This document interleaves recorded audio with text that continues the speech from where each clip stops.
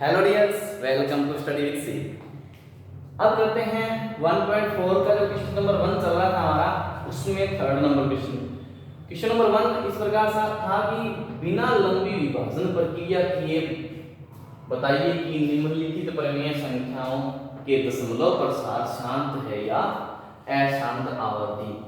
हमने इसके शांत के लिए नियम पढ़ा था, शांत होने के लिए कि हमने बताया था कि 2 की m और 5 की n, इस तरीके से अगर कोई चीज आ जाए, इसके गुणनखंड आ जाए, इसके गुणनखंड अभाज्य गुणनखंड 2 की m और 5 की n के रूप में आ जाए, या ऐसा पढ़ा होगा कि 5 की m और 2 की n, इससे फर्क नहीं पड़ता हमें m और n से, वो फर्क नहीं है, एक ही बात है, 2 की m और 5 की n से रहना चाहिए, बस एक ही चीज है, दोनों एक ही चीज है।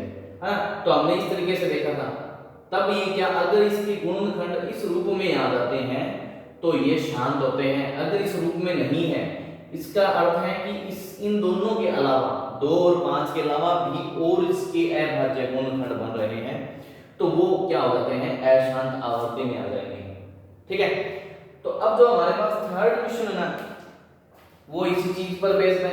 अपन इसके अभाज्य गुणनखंड निकाल लेंगे, पता कर लेंगे कि अभाज्य गुणनखंड क्या है इसके, और फिर हमें पता चल जाएगा कि ये क्या शांत है या अशांत आवर्ती है। चलो बात करते हैं। तीसरा क्वेश्चन है हमारे पास ये 64/455। इसकी तुलना करते हैं, देखो किस तरीके से करते हैं। परिमेय संख्या की तुलना P/Q से करने पर, जैसे P/Q बराबर 64/455। हमें क्या करना है, Q या 455 के अभाज्य गुणनखंड ज्ञात करने हैं। Q या 455 के अभाज्य गुणनखंड ज्ञात करने। नॉर्मल क्वेश्चन है, बिल्कुल कोई ज्यादा हार्ड वाले क्वेश्चन है नहीं। तो 455 के जब अभाज्य गुणनखंड ज्ञात करने की बात आती है, तो सबसे पहले हम इस तरीके से ज्ञात किया करते हैं, क्या इसमें 2 का भाग जा रहा है, तो श्योर अंत में अगर विषम संख्या है तो किसी भी हालत में इसमें 2 का भाग पूरा नहीं जाएगा। फिर 3 का भाग जाने के लिए हम चेक करते हैं, 5 और 5 10 और 4 14, 14 में 3 का भाग नहीं जाता, इसका अर्थ है कि इस संख्या में भी 3 का भाग नहीं जाएगा। अब 2 का नहीं किया तो इसका अर्थ 4 का भी नहीं जाएगा, लेकिन अब 5 का जाएगा, क्योंकि 5 अंतिम इसका अंक 5 है, इसलिए हम क्या करते हैं, 5 का भाग लेते हैं। 5 का भाग लेते हैं तो सीधा सीधा 5 नहीं 45 जाएगा, ठीक है, और 5 है 5, 91 बार चला गया, और ये 7 बार आता है इसके बाद, और 13 से, और फिर ये इस तरीके से 13 से चला गया, 13 7 ही करना करते हैं। तो यहाँ पे इसके अभाज्य गुणनखंड 5 7 और 13, 5 गुणा 7 गुणा 13, जो कि अब ये जो अभाज्य गुणनखंड है, जो कि 2m गुणा 5n के रूप में नहीं है। हालांकि हम यहाँ पे 2 की 0 घात लगा सकते हैं, लेकिन हमें सिर्फ यहाँ से 5 की 1 घात पड़ी है और 2 की 0 घात पड़ी है, हमें सिर्फ क्या चाहिए, सिर्फ 5 की 1 घात और 2 की 0 घात चाहिए, या जो भी 5 की घात और 2 की घातों में सिस्टम चाहिए। इसके अलावा 7 और 13 पड़े हैं, ये नहीं आने चाहिए, ठीक है, लेकिन ये आ रहे हैं। इसका अर्थ है जो कि 2 की m और गुणा 5 की m के रूप में नहीं है, अतः परिमेय संख्या जो हमारे पास है 64/455 455 एक अशांत आवर्ती है। कि ये शांत नहीं होगी, लगातार चलती रहेगी, मतलब इसका मान रुकता नहीं है, इस तरीके से बात आती है। अब इसका करेंगे क्वेश्चन नंबर 4, बहुत इजी क्वेश्चन था ये भी। 4 नंबर क्वेश्चन क्या है कि 15/1600 बोल रहा है, देखो 15/1600, तो सेम परिमेय संख्या की तुलना P बटा Q से करने पर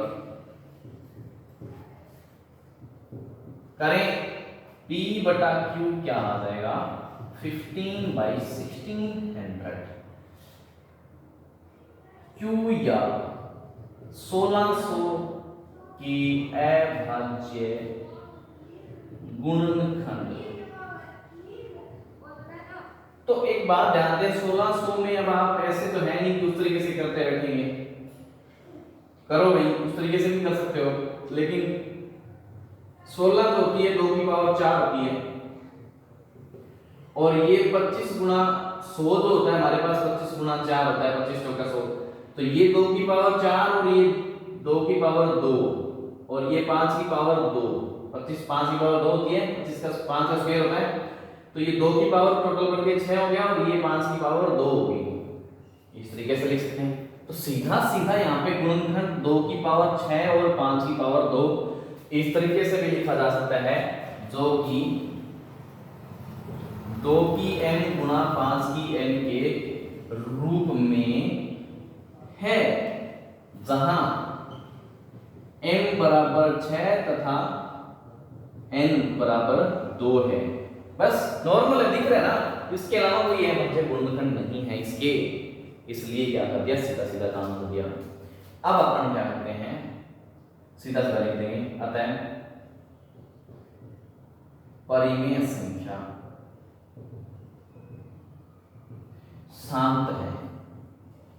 शांत है मतलब कहीं ना कहीं इसका जो भाग दिया जाएगा पॉइंटों में दशमलव में आगे जाता जाएगा तो कहीं ना कहीं शांत हो जाएगा, एंड हो जाएगा, खत्म हो जाएगा, उससे आगे बढ़ेगा नहीं, वरना उनके अशांत मतलब शांत नहीं होते, बढ़ते जाते हैं आगे।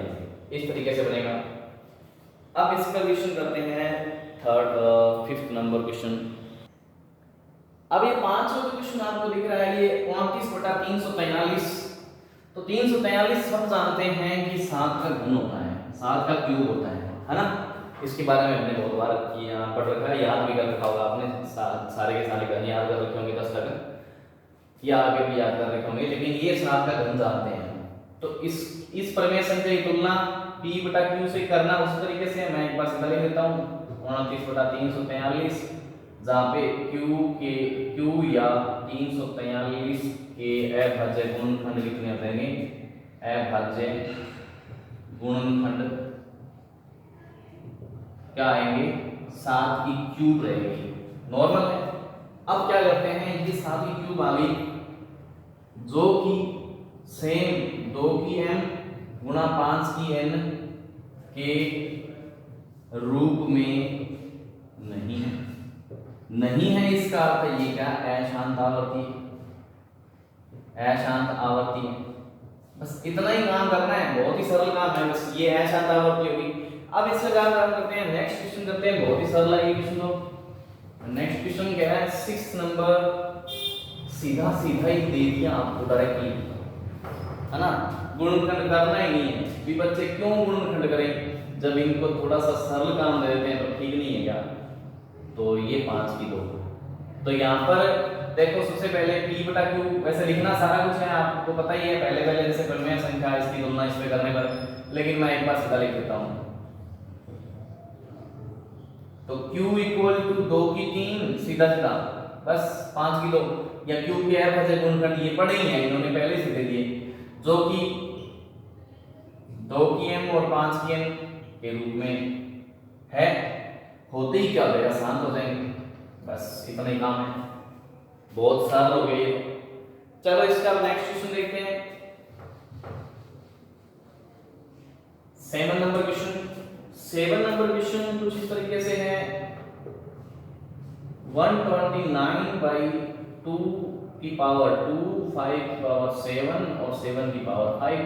कंफ्यूज मत होना कहीं 5 की पावर 7 और 7 की पावर 5 को ऐसे जोड़ जाड़ के या कुछ और मतलब काम कर दो, कुछ गड़बड़ हो जाएगी उससे। हाँ वैसे P बटा Q मान लो एक बार 129/2 की घात 2, 5 की घात 7 और 7 की घात 5। तो Q बराबर क्या हो जाएगा, Q के अभाज्य गुणनखंड जो भी दिख रहे हैं आपको, ये सारे अभाज्य गुणनखंड ही हैं। पहले से ही दे दिए तो अब क्या करना है, सीधा सीधा जो कि आपको पता है जो कि क्या है या नहीं, दिख रहा है सबको, दो जो कि 2 की m और 5 की m के रूप में नहीं है, इसका अर्थ है ये अशांत आवर्ती है। बस इतना ही काम करना है। अब अपन इसका करते हैं नेक्स्ट क्वेश्चन।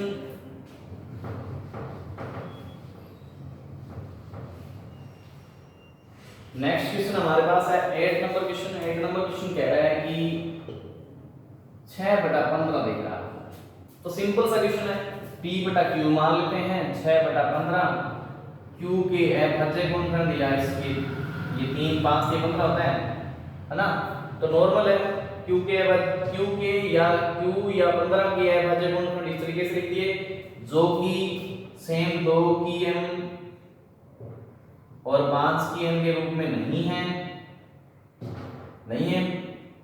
तो नहीं है, तो इसके बाद क्या करेंगे, सीधा सीधा ये तो अशांतावर्ती हो गया, अशांतावर्ती है।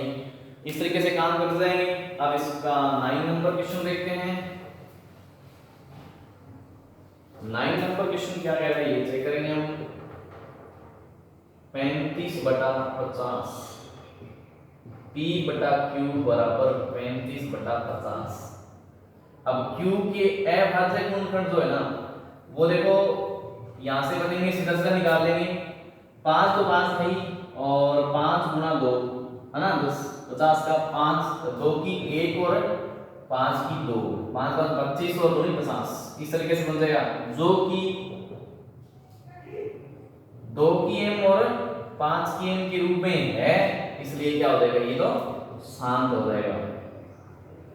ठीक है, अब नेक्स्ट क्वेश्चन करते हैं। सारे क्वेश्चन देखना ध्यान से, पहले क्वेश्चन से अगर लोगे देखने तो सारे क्वेश्चन इजी हैं।